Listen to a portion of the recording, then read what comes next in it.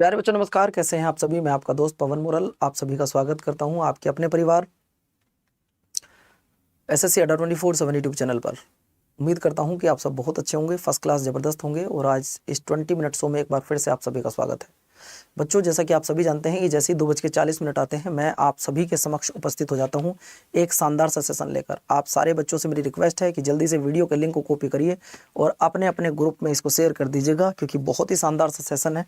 आज आपने देखा होगा थंबनेल पर भी संगठन अव्यय संस्थाएं, यहाँ से जितने भी क्वेश्चन बनते हैं, क्योंकि इस क्लास को चलाने का उद्देश्य सिर्फ यही था कि जो भी बच्चे किसी कारणवश पेड बैच नहीं ले पाए हैं उनकी तैयारी इस बैच से, इस क्लास से हो सके। इसलिए मैंने इस सेशन को शुरू किया था, वरना मेरा कोई बच्चों ऐसा कोई इंटेंशन नहीं है कि मैं आपको बीच में आधे घंटे की क्लास देने। तो आप सारे बच्चों से मेरी रिक्वेस्ट है जल्दी से इस क्लास के साथ जुड़े रहिएगा। ये जब तक तुम्हारा सिलेक्शन हो, मैंने 100 क्लास का आपसे प्रॉमिस किया है। आज ये क्लास नंबर 11वीं क्लास है बच्चों, 11वीं नहीं 12वीं क्लास है। मेरी आपसे रिक्वेस्ट है, पर्सनल रिक्वेस्ट है, आपका बड़ा भाई होने के नाते कह रहा हूँ, ये 100 की 100 क्लास कर लेना। अगर आप कोई पेड बैच ना ले पाओ तो जीएस स्ट्रॉन्ग करा दूंगा तुम्हारी, क्योंकि टॉपिक वाइज पढ़ाता हूँ इसमें मैं आपको।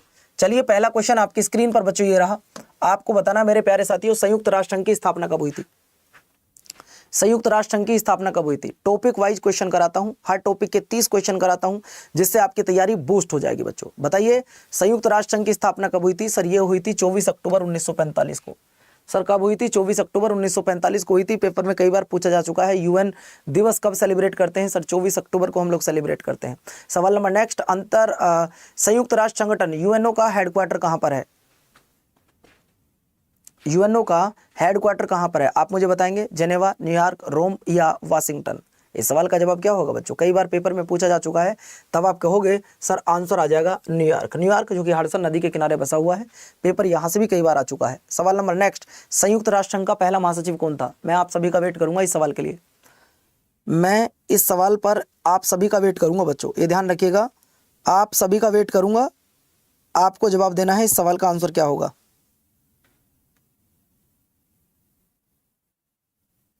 अगर आपका मन हो तो आप क्वेश्चन ये नोट कर सकते हैं, नहीं मन हो तो कोई बड़ी बात नहीं, मैं पीडीएफ तो दे ही रहा हूं डेली।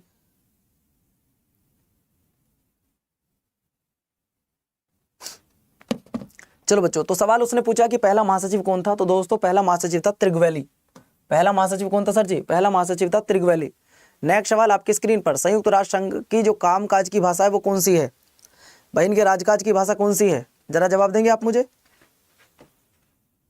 मैंने आपसे पूछा है कि देखो इसकी स्थापना कब हुई? 45 में। हेडक्वार्टर कहाँ? न्यूयॉर्क में। इसकी राजभाषा कौन सी है जो कामकाज की भाषा है? तो 6 भाषाएं बच्चों, जिनमें अंग्रेजी, फ्रेंच, चीनी, रूसी और अरबी, स्पेनिश। बिल्कुल सही आंसर ये रहा, A will be the right answer. Next सवाल, संयुक्त राष्ट्र संघ में कितने अंग हैं? संयुक्त राष्ट्र संघ के कितने अंग हैं? ये सवाल का जवाब आपको देना है। अच्छा सवाल है, अब बस देखना यह है कि आप बता पाएंगे या नहीं। मेरी समझ में बस एक बात नहीं आती कि बच्चे चाहते क्या है। अगर आप उनको टॉपिक वाइज पढ़ाओ तो प्रॉब्लम है, ना पढ़ाओ तो प्रॉब्लम है। अरे बच्चों मैं कहता हूं आपसे कि आप पूरे दिन में 24 घंटे होते हैं। आप 24 घंटे में से 23 घंटे, आप 23 घंटे 40 मिनट जहां तुम्हारा मन हो आप वहां रहो। बस 20 मिनट आप मेरी क्लास में आ जाओ, इसमें एक टॉपिक पढ़ लो, फिर चले जाओ अपने। सिंपल सी बात है। सर अंग कितने होते हैं? सर 6 होते हैं। सवाल नंबर नेक्स्ट देखिएगा। नेक्स्ट सवाल है, निम्नलिखित में से कौन सा ब्रिटेन वुड्स का संस्थान नहीं है? जरा बताएंगे आप मुझे, निम्नलिखित में से कौन सा ब्रिटेन वुड्स का संस्थान नहीं है? आपको बताना है। सवाल नंबर फर्स्ट, ऑप्शन नंबर 1 है आईएमएफ यानी कि इंटरनेशनल मॉनेटरी फंड। दूसरे की अगर बात करता हूं तो ओपेक यानी कि organisation for economics cooperation and development, या वर्ल्ड बैंक, या इनमें से कोई नहीं। तब आपका जवाब आ जाएगा गुरुजी ऑप्शन नंबर बी, ओपेक। अगला देखिए, संयुक्त राष्ट्र परिषद में 5 स्थायी देश कौन से हैं? देखिए अगर मैं बात करता हूं कुल देश की, अगर मैं कुल देश की बात करता हूं तो कुल देश बच्चों इसमें कितने हैं? तो सर 15 हैं, जिनमें से 5 क्या है? 5 स्थायी हैं और 10 बच्चों अस्थायी हैं। 10 क्या है? अस्थायी हैं। अब आपको अलग से कहीं टॉपिक वाइज क्वेश्चन ढूंढने की जरूरत नहीं पड़ेगी, क्योंकि मैं आपको टॉपिक वाइज क्वेश्चन करा दूंगा। बस नोट्स बना लेना, मेरी हाथ जोड़ के रिक्वेस्ट है आपके। एक कॉपी बनाओ, जिस कॉपी के ऊपर लिखो जीएस बाई पवन मोरल। इस कॉपी पे लिख लिया आपने, और हर टॉपिक के 30 क्वेश्चन नोट करते रहो, हर को टॉपिक के। तो दोस्तों इसमें मैं अगर बात करता हूं सर, इसमें 30 सदस्य देश कौन कौन से हैं? तो देखो ऑस्ट्रेलिया नहीं है, न्यूजीलैंड नहीं है, पहला ऑप्शन बन ही नहीं सकता। इटली इसका मेंबर नहीं है, ये भी नहीं बन सकता। भारत मेंबर नहीं है परमानेंट, ये भी नहीं। भैया B will be the right answer, B will be the right answer. Next सवाल देखिएगा, सवाल नंबर नेक्स्ट क्या था? अंतरराष्ट्रीय न्यायालय का हेडक्वार्टर कहां पर है? पेपर में न जाने कितनी बार ये सवाल आज तक पूछा जा चुका है कि अंतर्राष्ट्रीय न्यायालय का मुख्यालय कहां पर है। आपसे पूछना चाहता हूं बच्चों कि आज पता है क्या, टॉपिक वाइज सवाल पूछ रहा हूं, 1-2 सवाल बच्चों का आंसर आ रहा है, बस 1-2। और अगर यहां वही सवाल होते कि बताओ बाबर कब आया, अकबर कब आया, हुमायूं ने कौन सा युद्ध लड़ा, आप तुरंत एकदम बता देते। ठीक है नितिन, आपको फिर से कह रहा हूं टॉपिक वाइज क्लास कराता हूं डेली 2:40 पर, टाइम नोट कर लो, 2:40 टॉपिक वाइज क्वेश्चन कराता हूं, टॉपिक वाइज हर क्वेश्चन के, हर टॉपिक के 30 क्वेश्चन। जैसे आज मैं ऑर्गेनाइजेशंस के क्वेश्चन करा रहा हूं सर। अंतरराष्ट्रीय न्यायालय का जो हेडक्वार्टर है वो है सर जी हैग में, और हैग कहां पड़ता है सर, नीदरलैंड में। सवाल नंबर नेक्स्ट देखिएगा, संयुक्त राष्ट्र मानवाधिकार आयोग के स्थान पर बने निकाय का नाम क्या है। सवाल का जवाब दीजिएगा, संयुक्त राष्ट्र मानवाधिकार आयोग के स्थान पर बने निकाय का नाम क्या है। सर जी उसका नाम है मानवाधिकार परिषद। क्या आप मुझे बता सकते हैं कि मानवाधिकार आयोग की स्थापना कब हुई। सर 1993 में हुई। अगर मैं आपसे पूछूं दोस्तों मानवाधिकार दिवस कब मनाया जाता है, तो 10 दिसंबर को सेलिब्रेट किया जाता है। ठीक है, चलिए सवाल नंबर नेक्स्ट, WHO का हेडक्वार्टर कहां पर है। WHO का जो हेडक्वार्टर है वो कहां पर है। WHO मतलब वर्ल्ड हेल्थ ऑर्गेनाइजेशन, विश्व स्वास्थ्य संगठन, इसका हेडक्वार्टर कहां पर है सर, स्विट्जरलैंड में। सर कहां पर, स्विट्जरलैंड, जेनेवा स्विट्जरलैंड। नेक्स्ट देखिए, अंतरराष्ट्रीय श्रम संगठन का हेडक्वार्टर कहां पर है, बोलो भैया। इंटरनेशनल लेबर ऑर्गेनाइजेशन का हेडक्वार्टर कहां पर है, इंटरनेशनल लेबर ऑर्गेनाइजेशन का हेडक्वार्टर कहां पर है। तब आप कहोगे सर जी इसका हेडक्वार्टर है जिनेवा में। नेक्स्ट सवाल देखिए, विश्व व्यापार संगठन WTO, वर्ल्ड ट्रेड ऑर्गेनाइजेशन, इसका जो हेडक्वार्टर है वो कहां पर है, वर्ल्ड ट्रेड ऑर्गेनाइजेशन। अगर मैं बात कर रहा हूं सर इसका हेडक्वार्टर भी कहां पर है, जिनेवा में है। अगला देखिए, काला सागर आर्थिक सहयोग क्षेत्र में कितने सदस्य हैं। काला सागर आर्थिक सहयोग क्षेत्र में कितने सदस्य देश हैं, 11, 12, 13, 15, 11, 12, 13, 15। तब आप कहोगे गुरुजी इसमें कुल मेंबर जो है वो है गुरुदेव 12 मेंबर। अगला देखिए, अगला है यूरोपियन संघ का जो हेडक्वार्टर वो कहां पर है। यूरोपियन संघ का जो हेडक्वार्टर है वो कहां पर स्थित है, म्यूनिक जर्मनी में, ब्रुसेल्स बेल्जियम में, पेरिस फ्रांस में, या मिलान इटली में। तब आप कहोगे सर ये है इनका ब्रुसेल्स बेल्जियम में। नेक्स्ट देखिए, नेक्स्ट सवाल है, अंतरराष्ट्रीय संगठन ब्रिक्स में कौन कौन से देश शामिल हैं। ब्रिक्स में कौन कौन से देश शामिल हैं। अगर मैं ब्रिक्स की बात करूं, देखिए ब्रिक्स में सबसे पहले तो मैं आपको बता दूं रोमानिया तो हो ही नहीं सकता है ना, और ना ही इसमें हो सकता बच्चों रोमानिया, तो फिर ये भी नहीं हो सकता आंसर। अब बताओ ए या डी, ए या सी, क्या आंसर होगा, ए या सी, ए या सी। मैंने बस रोमानिया देश देखा, रोमानिया मेंबर नहीं है, रोमानिया यहां भी है तो यहां भी है, तो पहले इसको हटा दो। तो फिर बचा क्या, ए या बी। तो आंसर आएगा गुरुजी A will be the right answer. Bharat, रूस, ब्राजील, रूस, भारत, चीन और दक्षिण अफ्रीका ये इसके मेंबर हैं। बहुत बढ़िया। अगला, निम्नलिखित में से कौन सा आसियान का सदस्य नहीं है। निम्नलिखित में से कौन आसियान का मेंबर नहीं है। ASEAN, इसका मेंबर कौन नहीं है दोस्तों। अगर आप देखो तो दोस्तों इसमें कहीं पर भी आपको दक्षिण कोरिया शायद लिखा नहीं मिलेगा भैया। अगला देखिए, सवाल नंबर नेक्स्ट आपकी स्क्रीन पर ये रहा, आपको बताना है सार्क का पूरा नाम क्या है। सार्क का पूरा नाम क्या है, बोलो भैया। अगर मैं सार्क के पूरे नाम की बात करता हूं तो दोस्तों देखो कहीं पहले देखते ना, कुछ अफ्रीकन नहीं मिलेगा इसमें, अरबेनियन मिलेगा आपको, तो दोस्तों फिर तो हमको आंसर मिल गया south asian association for regional corporation, B will be the right answer. Next सवाल देखिएगा, नेक्स्ट सवाल है सार्क का हेडक्वार्टर कहां पर है। सार्क, सार्क का हेडक्वार्टर कहां पर है बच्चों। अगर आप चाहो तो मैं इस क्लास को डेली चलाऊंगा, अगर आप चाहो तो मैं मना बंद कर दूंगा। मैंने तो बस ये क्लास इसलिए चलाई थी कि जैसे पेड बैच वालों को हम टॉपिक वाइज पढ़ाते हैं, तो YouTube पे भी कोई एक ऐसा बंदा हो जो आपको टॉपिक वाइज पढ़ा सके। तो मैंने 20 मिनट का टाइम आपके लिए फिट किया कि मैं दिन में 20 मिनट आपको एक टॉपिक पढ़ाया करूंगा, और ये 100 टॉपिक हैं जहां से 50 नंबर की अगर जीएस है तो 30-35 वहीं से पूछता है। तो मैं ये 100 टॉपिक आपके करा के रहूंगा, आप एक बच्चा पढ़ो या 10 बच्चे पढ़ो। तो सार्क का जो हेडक्वार्टर है वो काठमांडू में है, नेपाल में। अगला सवाल देखिए, अगला सवाल है निम्नलिखित में से कौन सा देश हिंद महासागरीय तटीय क्षेत्रीय सहयोग IORA का सदस्य नहीं है। सर सदस्य नहीं है तो वो कौन सा दोस्तों, आप कहोगे सर चाइना इसका मेंबर नहीं है। अगला देखो, लीग ऑफ नेशन की स्थापना कब हुई थी। आज तक कम से कम 10 बार पेपर में पूछा जाने वाला सवाल ये आपके पेपर में है। सवाल है लीग ऑफ नेशन की स्थापना कब हुई। अब आपको अलग से पढ़ने की जरूरत नहीं पड़ेगी, जो मैं बढ़ा रहा हूं इन टॉपिकों को दोबारा मत पढ़ना। लीग ऑफ नेशन की जो शुरुआत हुई थी बच्चों वो हुई थी सर 1920 में। कब हुई थी बच्चों, 1920 में। अगला देखिए, गुट निरपेक्ष आंदोलन, पहले तो मैं बता दूं इसकी स्थापना 1961 में हुई थी। नासिर जमशेद, डेनिस टिटो, पंडित जवाहरलाल नेहरू, इन सब ने मिलकर इसकी स्थापना की थी दोस्तों। और शॉर्ट में बोलते हैं नाम NAM, नॉन अलाइनमेंट मूवमेंट, गुट निरपेक्ष आंदोलन। और दोस्तों आंसर आ जाएगा, पहला हुआ था बेलग्रेड में। नेक्स्ट सवाल देखिए, अंतर्राष्ट्रीय रेड क्रॉस, आप सभी जानते हैं 8 मई को अंतर्राष्ट्रीय रेड क्रॉस दिवस मनाया जाता है, 8 मई को। अब आपको यह बताना है कि मेरे प्यारे साथियों कि अंतर्राष्ट्रीय रेड क्रॉस दिवस एकमात्र दुनिया की ऐसी ऑर्गेनाइजेशन है जिसे 3 बार नोबेल प्राइज मिला हो, और तब बच्चों आपका जवाब आएगा कि सर ये जेनेवा में है। अगला देखो दोस्तों, निम्नलिखित में से एमनेस्टी इंटरनेशनल किससे संबंधित है? एमनेस्टी इंटरनेशनल किससे संबंधित है? तो तब आपका जवाब आ जाएगा दोस्तों मानवाधिकार से। अगला देखिए, नाटो का हेडक्वार्टर कहां पर है? अब बताओ, अगर ये सवाल पूछ लिया तो कौन सी गलती कर दी एग्जामिनर ने? अगर एग्जामिनर ने ये सवाल आपसे पूछ लिया कि नाटो का हेडक्वार्टर कहां पर है, तो कौन सी गलती कर दी? आप बताइए, नाटो में एक मेंबर बढ़ा है, अभी एक मेंबर नया जुड़ा है, और अगर ये सवाल एग्जामिनर ने पूछ लिया तो क्या गलती कर दिया? सर कुछ नहीं, तो बताओ ना आंसर क्या आएगा? सर ब्रुसेल्स लगा दें, तो लगा दो भैया, सही हो जाएगा। अगला देखिए, विश्व प्रतियोगिता रिपोर्ट, ग्लोबल कॉम्पिटिटिव रिपोर्ट प्रकाशित कौन करता है? ये आपको बताना है। तो सर ये प्रकाशित करने का जो काम होता है, ये होता है विश्व आर्थिक मंच का। नेक्स्ट सवाल देखिए, आपको बताना है अंतर्राष्ट्रीय श्रम संगठन के 138 एवं 182 अभी समय किससे संबंधित है? जैसे आप धारा पढ़ते हो ना, जैसे आप लोग आर्टिकल पढ़ते हो, वैसे ही दोस्तों अंतर्राष्ट्रीय श्रम संगठन, इंटरनेशनल लेबर ऑर्गेनाइजेशन की धारा 138 और धारा 182 का संबंध किससे है? वो ये कहना चाह रहा है। तो आप कहोगे सर इसका जो संबंध है वो है बाल श्रम से, चाइल्ड लेबर से। अगला, जैसे कि दक्षिण एशियाई क्षेत्रीय सहयोग संगठन कहां पर स्थापित हुआ? दक्षिण एशियाई क्षेत्रीय सहयोग संगठन कहां पर स्थापित हुआ? आप किसी भी एग्जाम के लिए इस क्लास को ले सकते हैं, किसी भी एग्जाम के लिए। तो दोस्तों अब आप कहोगे सर ये हुआ था ढाका में। ढाका कहां पड़ता है? बांग्लादेश में। अगला देखिए, आपको बताना है ONGC का हेडक्वार्टर कहां पर है? ONGC का हेडक्वार्टर कहां पर है, ये आपने बताना है।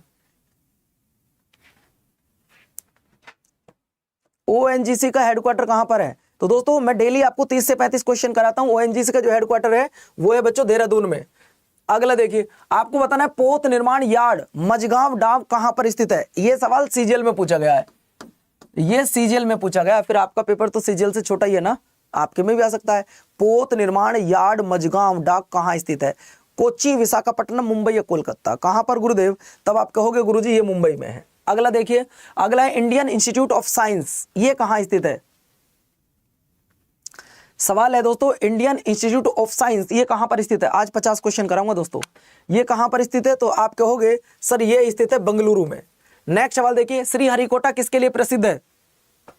अब ये ना बता पाओगे क्या आप ये सवाल नहीं बता पाओगे कि श्रीहरिकोटा किसके लिए जाना जाता है? अंतरिक्ष कार्यक्रम, अंतरिक्ष यान प्रक्षेपण, परमाणु अनुसंधान, मिसाइल प्रक्षेपण केंद्र। तो दोस्तों आप कहोगे सर ये अंतरिक्ष कार्यक्रम के लिए जाना जाता है। अगला देखिए, अंटार्कटिका में तीसरे भारतीय शोध की आधारशिला जिस नाम से रखी गई वह नाम क्या है? ऑप्शन आपके सामने सरस्वती, भारती, अन्वेषण या यमुनेत्री। ऐसे सवाल शायद आप लोग ना पढ़ना पसंद करते हो और ना ही बच्चों कोई पढ़ाना पसंद करता है टॉपिक वाइज। उसका कारण है कि बच्चे थोड़ी देर में बोर हो जाते हैं, क्योंकि उनको तो वो क्वेश्चन चाहिए ना जो उनको आते हैं, उनको तो वो क्वेश्चन आने चाहिए, है ना। चलिए अगला सवाल आपकी स्क्रीन पर लल्ला ये रहा, राष्ट्रीय पर्यावरण अनुसंधान संस्थान ये कहां पर स्थित है? सवाल है दोस्तों, राष्ट्रीय पर्यावरण अनुसंधान संस्थान ये कहां स्थित है? सवाल अच्छा है और हमको लगता है कि आप इस सवाल का जवाब दे सकते हैं कि सर ये सवाल आपका आएगा नागपुर, महाराष्ट्र। अगला, वन अनुसंधान संस्थान ये कहां पर है? सीजीएल में पूछा, सीएचएसएल में पूछा, एमटीएस में पूछा। मैंने आपसे पूछा कि वन अनुसंधान संस्थान कहां पर है, तो दोस्तों वन अनुसंधान संस्थान की अगर मैं बात करता हूं तो ये अपने देहरादून में है। अगला देखिए, भारत का केंद्रीय औषधि अनुसंधान संस्थान ये कहां है? भारत का केंद्रीय औषधि अनुसंधान संस्थान ये कहां पर है? सर ये लखनऊ में है। ये कहां पर है? सर लखनऊ में है। अगला देखो दोस्तों, राष्ट्रीय पुलिस अकादमी कहां पर स्थित है? राष्ट्रीय पुलिस अकादमी कहां पर स्थित है? तो आप कहोगे सर ये आपके हैदराबाद में स्थित है। अगला आपको बताना है, नम स्पर्शम दीप्तम किसका आदर्श वाक्य है? सवाल पहले पढ़ लो, नभ स्पर्शम दीप्तम ये किसका आदर्श वाक्य है? तब आप कहोगे दोस्तों सर ये है भारतीय वायुसेना का। भारतीय वायुसेना दिवस आप सभी जानते हैं कि हम लोग 8 अक्टूबर को सेलिब्रेट करते हैं। अगला, लक्ष्मीबाई राष्ट्रीय शारीरिक शिक्षा संस्थान कहां पर स्थित है? आप कहोगे गुरुजी लगा दीजिएगा ग्वालियर में। नेक्स्ट, भारतीय सर्वेक्षण विभाग का हेडक्वार्टर कहां पर है? मैंने आपसे पूछा भारतीय सर्वेक्षण विभाग का जो हेडक्वार्टर है वो कहां पर है, तो दोस्त आप कहोगे सर ये देहरादून में। नेक्स्ट सवाल, राष्ट्रीय संस्कृति संप्रदा संरक्षण अनुसंधानशाला NRLC का जो हेडक्वार्टर है वो कहां पर है, तो दोस्त आप कहोगे सर ये है लखनऊ में। नेक्स्ट सवाल आपकी स्क्रीन पर, निम्नलिखित में से किस पाकिस्तानी नागरिक को भारत रत्न मिला है? बड़ा प्यारा सवाल है, हम उम्मीद करेंगे कि आप इस सवाल का जवाब दें। एकमात्र पाकिस्तानी जिसे 1987 में भारत रत्न मिला था उसका नाम क्या है बच्चों? उनका नाम की अगर बात करूं तो सर वो नाम था खान अब्दुल गफ्फार खान। क्या नाम था? खान अब्दुल गफ्फार खान। नेक्स्ट देखिए, निम्नलिखित में से किसे भारत रत्न से सम्मानित नहीं किया गया? इनमें से कौन है जिसे भारत रत्न नहीं मिला? इनमें से कौन है जिसे भारत रत्न नहीं मिला? तो दोस्तों पंडित जसराज जी को नहीं मिला था। अगला देखो, भारत रत्न पाने वाले पहले मरणोपरांत भारत रत्न पाने वाले पहले व्यक्ति कौन थे जिनको मरणोपरांत भारत रत्न मिला था? जिनको मरणोपरांत भारत रत्न मिला था दोस्तों, मरणोपरांत अगर भारत रत्न की बात कर रहा हूं तो वो मिला था लाल बहादुर शास्त्री जी को, जिन्होंने नारा भी दिया था जय जवान जय किसान, और जय जवान जय विज्ञान, जय जवान जय किसान जय विज्ञान किया था अटल बिहारी वाजपेयी जी ने। अगला सवाल देखिए दोस्तों, प्रथम भारत रत्न किसको मिला था? प्रथम भारत रत्न किसको मिला? जवाहरलाल नेहरू, गोविंद वल्लभ पंत, VC रॉय या CV रमन, किसको मिला था? आप जानते हैं 1954 में 3 मेंबर को मिला था। 1954 में 3 मेंबर को मिला था। डॉक्टर सर्वपल्ली राधाकृष्णन जी को मिला था, चक्रवर्ती राजगोपालाचारी जी को मिला था और CV रमन जी को मिला था। याद रखना 3 लोगों को मिला था। अगला देखिए, भारत रत्न पाने वाली पहली महिला कौन थी? इसका जवाब तो दे ही दो यार। भारत रत्न पाने वाली पहली महिला कौन थी? तो भारत रत्न पाने वाली जो महिला थी दोस्तों वो थी इंदिरा गांधी जी, जिन्हें 1971 में यह अवार्ड दिया गया था। जिन्हें 1971 में यह अवार्ड दिया गया था। नेक्स्ट सवाल देखिए, आपको बताना है दोस्तों 2019 में कितने लोगों को भारत रत्न दिया गया था? 2019 में, 2024 में, दोनों याद रखना। 2019 में पहले 2024 लिख देता हूं और 2019 दोनों को याद रखना कितने व्यक्तियों को मिला था दोस्तों। तो 2019 में 3 लोगों को मिला, 2024 में 5 को मिला। यहां मिला नानाजी देशमुख को मिला था, भूपेन हजारिका को मिला था और बच्चों प्रणब मुखर्जी को मिला था 2019 में। अगर मैं 2024 की बात करूं तो मैंने आपसे कहा था कपल है कमाल का, CAPL, कपल है कमाल का, ये बच्चों मैंने आपसे कहा था कपल है कमाल का। ये 5 लोगों को मिला था भारत रत्न 2024 में बच्चों। यहां पे 2019 में 3 लोगों को मिला था। अगला देखिए, अशोक चक्र पाने वाली पहली महिला कौन थी? जिनको अशोक चक्र मिला हो वो पहली महिला कौन थी? तो दोस्तों अशोक चक्र पाने वाली पहली महिला नीरजा भनोट। नेक्स्ट, ज्ञानपीठ पुरस्कार से सम्मानित पहले व्यक्ति कौन थे? अगर मैं ज्ञानपीठ पुरस्कार की बात करूं तो ज्ञानपीठ पुरस्कार पाने वाले पहले व्यक्ति थे जी शंकर कुरूप जी। नेक्स्ट सवाल देखिए, ज्ञानपीठ पुरस्कार पाने वाली पहली साहित्यकार कौन थी? इस सवाल का जवाब आपको एज ए होमवर्क के रूप में देना है। 20 मिनट का शो ये कैसा लगता है आपको? आप चाहते हो कि एक टॉपिक आपको डेली कराया जाए तो बच्चों आप मेरे साथ जुड़े रहिएगा, मैं डेली टॉपिक आपको कराऊंगा। लेकिन एक रिक्वेस्ट है आपसे मेरी, चैनल सब्सक्राइब कर लो अभी सारे बच्चे। डेली 20 मिनट सिर्फ आपको देनी है और 20 मिनट में बच्चों एक टॉपिक आपको मैं क्लियर करा दूंगा। और अगर आपको लगता है कि मुझे NTPC के बैच में जुड़ना है तो आप NTPC के बैच में जुड़ सकते हो, जिसकी वो मैं डेली बच्चों लाइव पढ़ाता। डेली इसमें मेरी क्लास सुबह 10 बजे होगी। ये बैच आपका 14 तारीख से शुरू हो रहा है। अगर आप इस बैच में जुड़ना चाहते हो तो कूपन कोड लगा लेना Y367। ठीक है बच्चों, बाकी आपको घबराने की आवश्यकता है नहीं। 180 घंटे इसमें आपको लाइव क्लास भी मिलेंगी, ये तुम याद रखना। ठीक है, मेरे द्वारा आज की जो क्लास थी वो कैसी लगी आप कमेंट्स करके मुझे जरूर बताइएगा। और बच्चों जिसने अभी तक चैनल को सब्सक्राइब ना किया वो चैनल को जरूर सब्सक्राइब कर लीजिएगा। डेली आपको एक टॉपिक के 30 क्वेश्चन कराऊंगा, अलग से भटकने की कोई जरूरत नहीं है। अगर तुम पेड क्लास नहीं ले पाए तो दोस्तों भगवान की सौगंध तुम्हें सारे टॉपिक के क्वेश्चन करा दूंगा, सारे टॉपिक के क्वेश्चन। बस ये है कि तुम नोट्स बना लेना। इस क्लास में मैं बहुत तेज पढ़ाता हूं क्योंकि मेरे पास 20 मिनट का टाइम होता है इस क्लास के लिए। ठीक है बच्चों, नमस्कार, धन्यवाद, जय हिंद। क्लास कैसी लगी कमेंट्स करके जरूर बताओ, मैं तुम्हारे कमेंट्स का इंतजार करूंगा। ठीक है बच्चों, नमस्कार, आज मुझे ये लगना चाहिए कि जितने बच्चों को मैंने पढ़ाया उनमें से सारे बच्चों ने फीडबैक के तौर पे कमेंट्स जरूर किया कि गुरुजी क्लास लगी कैसी। मैं आप सबके कमेंट्स का इंतजार कर रहा हूं बच्चों। क्लास जैसे ही खत्म करूं 100 बच्चे कम से कम कमेंट्स करके बताना कि क्लास आपको लगी कैसी। नमस्कार, धन्यवाद, जय हिंद बच्चों।